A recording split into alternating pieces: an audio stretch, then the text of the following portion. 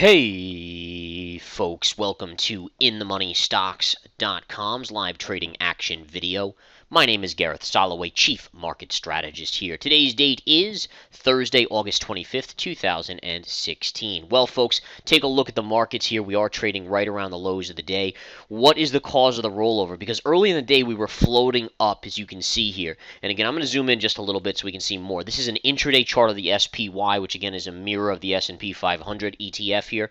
And what we saw early in the day, markets opened slightly lower and then just slowly floated up. First of all, volume is very light, so you'd expect a float, but the markets have reversed down back to their lows, back to key support here. If this support breaks, by the way, markets have another leg down in them. But overall, you would generally expect the day before Janet Yellen speaks at Jackson Hole for the markets to be pretty quiet and float neutral to higher. I didn't really expect much upside, but maybe a flattish type day. But we're not seeing that. What is the culprit here? The answer is very simple. Take a look at the IBB, guys. The Biotech ETF. Look at this roll over here. The IBB is getting absolutely annihilated. Beautiful sell-off here, down about $7. And this all came in the afternoon here. Now, again, what's the cause of the biotech selling off? I mean, the answer is pretty simple. Take a look at Mylan, MYL. And again, that'll give you everything you need to know right there. Mylan Labs, or Mylan NV, whatever you want to call it. This stock, again, raising the price of EpiPen 400% and is now in the crosshairs of politics. So you hear Hillary Clinton talking about the price gouging and how it has to be controlled and stopped and all this stuff. And this is going to hurt the biotechs. This is what caused the fall months and months and months ago, initially when we were hearing about issues with Valiant, for instance, and some of these other biotechs that raised prices. That's Martin Shkreli, that guy, and so forth. So now it's in the forefront again. Investors are worried about price controls after the election being implemented, and that is causing the markets to float down here. So there's a lot of other sectors that are actually hanging in there. Like if you look at the XLF, it's basically flat on the day. You can see here up a penny, right? So you're not seeing other sectors weaker. It's just these biotechs. And again, take a look at SMH, which is the semiconductor index. It's actually up a third to 0.4%.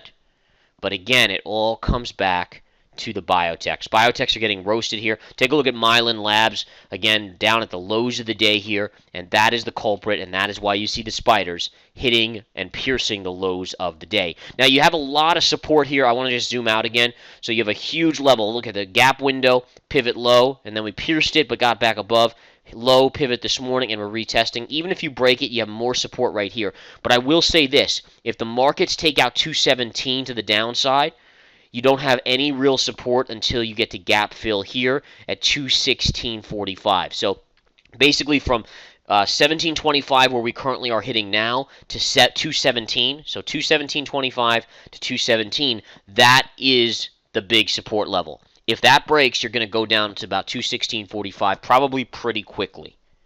All right, and again, keep an eye on this. Markets now continuing to signal to me that there's a short-term top in place. Now, I don't know how much downside we'll get off of it, but the fact is you got a topping tail on Tuesday, a continued confirmation move Wednesday, and the markets today ahead of Jackson Hole. And you would think with Janet Yellen speaking tomorrow, the markets would be neutral.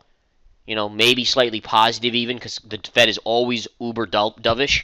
It is not staying that way, and we are down about 1/3% here on the S&P 500. So tomorrow, that's going to be the big thing tomorrow, is her speech. What does she say? Does she kind of lead the market to believe a rate hike is coming in September or December, or not at all?